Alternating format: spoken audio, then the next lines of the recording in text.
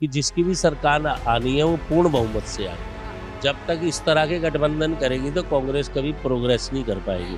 अगर कांग्रेस वाले 2014 के बाद चुप बैठे रह गए तो शायद इस बार कांग्रेस की सरकार होती। नाम क्यों बदले जाएंगे कि वो नाम पहले से बदले गए हैं। कांग्रेस में तो समझदार आदमी नहीं रहा। कांग्रेस राजनीति किसकी करती है? दलितों की और मुसलमानों की। चुनाव की तारीख नजदीक है और अगर बात की जाए तो 2024 लोकसभा चुनाव में सारी पार्टियां जो हैं वो अपने पूरे जोरों शोरों से प्रचार प्रसार में लगी हैं। अगर बात करें तो कांग्रेस की न्याय भारत जोड़ो न्याय यात्रा चल रही है, वहीं पे बीजेपी जो है वो जगह जगह जनता को जो है अलग अलग शिलान्यास और ऐसे ऐसे तोहफे जो है वो प्रधानमंत्री मोदी के हाथों जो है वो दे रही है कि वोटर जो है वो अपनी ओर खींचा चलाए।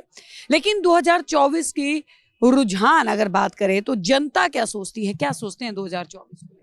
देखिए, जनता ये सोचती है किसी भी चुनाव को लेके आज के समय किसी भी स्टेट में कि जिसकी भी सरकार आनी है वो पूर्ण बहुमत से आए। ठीक है, पहले क्या होता था, कई बार सरकार बनी कई दलों की मिलके और वो पूरा टाइम अपना पूरा नहीं कर पाई। आज जो है आप 2004 के बाद देखेंगे जिसकी भी सरकार बन रही है फुल एंड फाइनल बन रही है, मतलब पूर्ण बहुमत से बन रही है।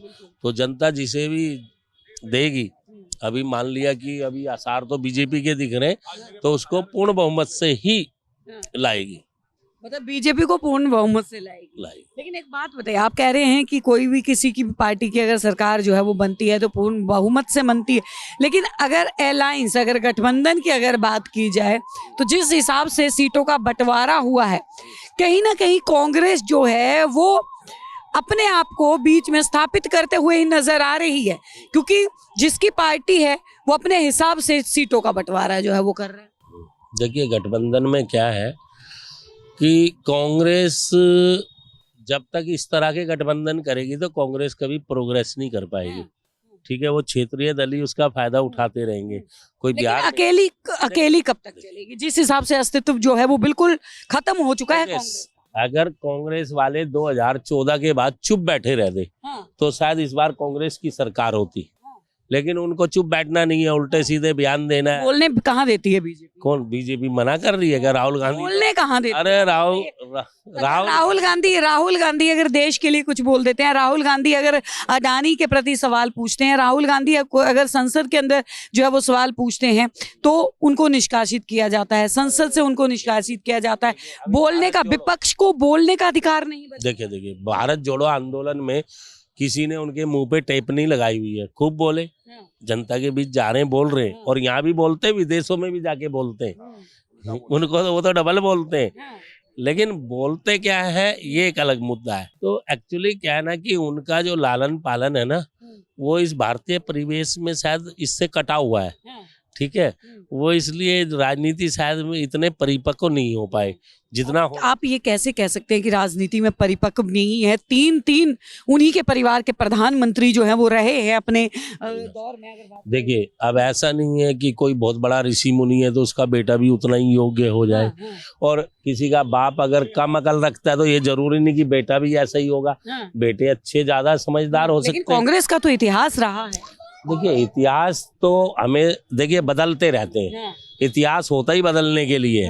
ठीक है, अब ये इतिहास ही तो बदला जा रहा है कि दूसरी सरकार 10 साल चल गई। इतिहास नहीं बदला जा रहा, देश में नाम बदले जा रहे हैं। देखिए, नाम तो बदले जाएंगे। नाम क्यों बदले जाएंगे कि वो नाम पहले से बदले गए हैं। अब अयोध्या जो था उसको फैजाबाद कर दिया, प्रयागराज कर देना। देखिए, प्रयागराज हमारा प्राचीन नाम है, प्रयागराज। ठीक है, संगम भी बोलते हैं इलाहाबाद को, संगम प्रयागराज ही बोला जाता है। जनमानस तो प्रयागराज बोलता है और इन लोगों ने इलाहाबाद रख दिया, तो ऐसे कैसे चलेगा? नाम भी बदलने जरूरी है। मतलब कि कांग्रेस के द्वारा दी गई जितनी भी ऐतिहासिक चीजें हैं उनको बदल। देखिए, ऐतिहासिक मतलब एक अमित शाह बीजेपी जो है वो छोड़ के जाना चाहती है। कारण क्या कि देखिए, इन लोगों ने तुष्टीकरण के चक्कर में नाम ऐसे रख दिए।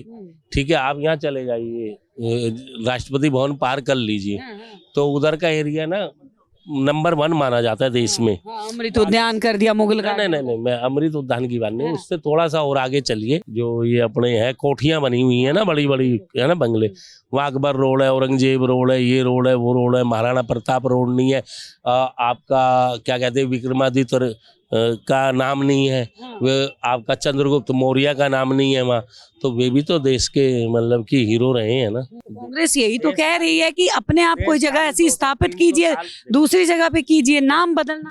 देखिए दूसरी जगह क्यों करेंगे, यहीं करेंगे ना जहाँ तुमने कर दिया, अच्छी अच्छी जगह। अब इलाहाबाद देखिए, प्रयागराज नाम वही होगा जहाँ प्रयाग है, जहाँ संगम है, इलाहाबाद का ही हो सकता है। ऐसा नहीं है आप अयोध्या का नाम प्रयागराज कर देंगे, वहाँ का नाम अयोध्या ही होगा। तो जो उनकी प्राचीन जो नाम है उनको दिए जा रहे हैं, अच्छी बात है। मुगल गार्डन, आज भी लोग कहते हैं मुगल गार्डन देखने के लिए जा रहे हैं। अमृत उद्यान का नाम जो है बीजेपी जबरदस्ती थोपने का काम कर कारण क्या है, देखिए 70 साल से मुगल गार्डन बोला जा रहा था, अब उसको क्या है ना, धीरे धीरे चढ़ेगा वो जबान पर अमृत उद्यान। ठीक है, टाइम लगता है ना। मुगल गार्डन से दिक्कत क्या थी, मुगल गार्डन से दिक्कत क्या थी, अगर नाम था तो? देखिए कोई भी जो जो जाति है वो तरक्की जब भी करती है जब वो अपने गुलामी के जो दिनों के, हाँ जो हीरो हैं उनके, वो जिन्होंने हमको हराया है उनको मिटा दिया जाए।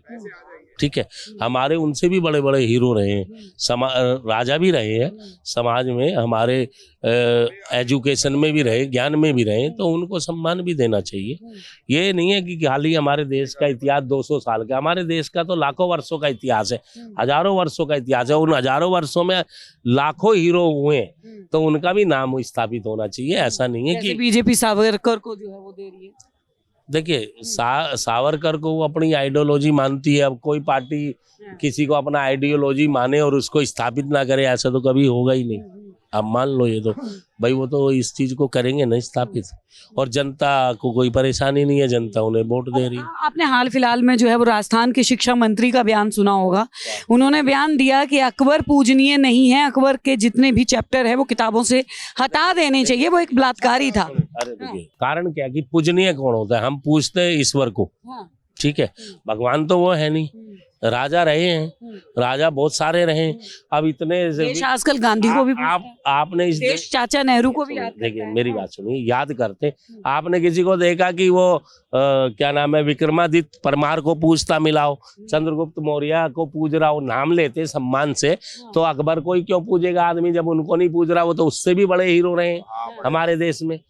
तो ऐसा नहीं है कि देखिए क्या होता है कि कई बार वोटों का ध्रुवीकरण भी होता है, बयानों से ही होता है। कांग्रेस भी उसी तरह अपने ध्रुवीकरण के लिए देती, अभी देखिए ना 10% टैक्स लगा दिया मंदिरों पे, कर्नाटक पे लगा दिया ना, मदरसा बोर्ड बनाया, गुरुकुल बोर्ड नहीं बनाया। गुरुकुल बोर्ड भी तो होना चाहिए ना। 80% जनसंख्या किसकी है, हिंदुओं की है, तो लेकिन कांग्रेस तो हमेशा से कहती है अल्पसंख्यकों को जो है। बात सुनिए, कुरान पढ़ के तुम सरकारी नौकरी दे रहे हो, पढ़ा के 10वीं 12वीं करा के। सुनिए कांग्रेस का तो दी एंड हो चुका। देखिए 2014 में डेथ हुई, 2019 में उसकी 13वीं कर दी, इस बार बरसी मना देंगे। और कांग्रेस का रिकॉर्ड है कि जहां वो 3 बार हार जाती है फिर वहां कभी नहीं जीतती। आप यूपी ले लीजिए 30 साल से 1989 से नहीं है, आप बिहार ले लीजिए 1990 से नहीं है, आप बंगाल ले लीजिए 54 साल से नहीं है, आप 1-2 आप MP ले लीजिए 5वीं बार है इनकी, गुजरात ले लीजिए 1998 से नहीं है।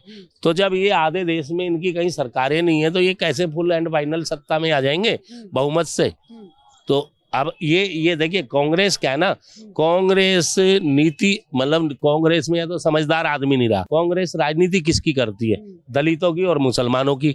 मुसलमान दलित सबसे ज्यादा कहाँ है, बंगाल बिहार और यूपी, और वहां उनकी 35 सालों से सरकार नहीं है। तो फिर जब जिनकी वो राजनीति कर रहे हैं वही उनको धोखा दे रहे हैं।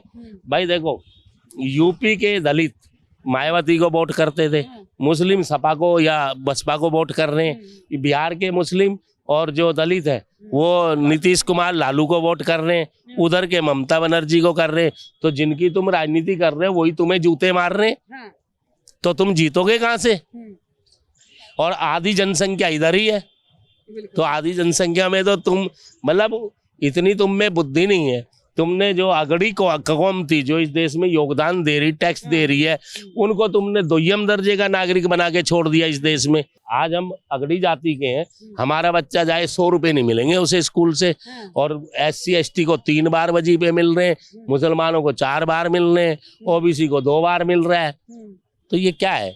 अरे रोटी तुम दे रहे हो, उनको पढ़ा रहे हो, अच्छे शिक्षक दे दो, अच्छे शिक्षक दे दो। आजकल हर जगह देखिए अच्छे शिक्षक दे दो और उनको अच्छी एजुकेशन दे दो। हर जगह स्कूल है, आज गांव-गांव में स्कूल है, ठीक है, और तो उनको अच्छा पढ़ा दो। ये क्या पैसे बांट रहे हो? तो ये नहीं होना चाहिए। ऐसे तो देखिए सिराजुद्दौला था बंगाल में, अकाल पड़ गया, तो वो गए भाई उनके लोग राजपाट वाले जी, अकाल पड़ गया, जनता परेशान है। बोला भाई ऐसा है जी, इन्हें खाना तो हम दे देंगे लेकिन ऐसे खाली बिठा के देंगे तो इनकी आदत खराब हो जाएगी। तो उसने बोला कुएं खुदवाओ, इनसे तालाब खुदवाओ। तभी बंगाल में सबसे ज्यादा तालाब है। रास्ते बनवाओ, तो 1-2 महीने में बना दिए जनता ने, अकाल खत्म नहीं हुआ। तो फिर बोले जी अकाल तो खत्म नहीं हुआ और ये तो बन गए, बोले तो अब इन्हें भरवाओ। फिर वो भरवाए, अच्छा फिर खुदवाए, लेकिन खाली बिठा के पैसा नहीं दिया, ये नहीं दिया, अनाज नहीं दिया, ताकि वो निकम्मे ना बने। अब मनरेगा आई, वो क्या थी, बीड़ी पीनी है, 4 तसले मिट्टी डाल दी। प्रधान जी ने बोला भाई 500 तेरे अकाउंट में जा रहे, 250 मुझे दे दीजियो। इन्होंने गांव-गांव जो ना पैदा कर दिए। ये नहीं होनी चाहिए। गांव का प्रधान पहले 1 रुपया खर्च नहीं करता था चुनाव में, जब से डायरेक्ट पैसा जाने लगा वहां भी दारू और ये सब बुराइयां पहुंच गई गांव में। पहले सर्वसम्मति से प्रधान चुन लिए जाते थे, अब गोलियां चलती उसमें भी, गांव 5 हिस्सों में बढ़ जाता है। ये हालत हो गई है देश की। तो आपको लगता है कि बहुमत से जो है वो 24 में बीजेपी अभी बीजेपी आई। अभी जो हालात हैं वो बीजेपी के कह रहे हैं, बाकी चुनाव बदलने में पता नहीं क्या होता है। ठीक है, बहुत बहुत धन्यवाद। तो देखिए लगातार जनता का रुझान हम आपको दिखा रहे हैं, आप लोगों की क्या है राय हमें जरूर बताइएगा। बने रहिए हमारे साथ, देखते रहिए सौगंध टीवी। आप देख रहे हैं सौगंध टीवी, सौगंध वतन की।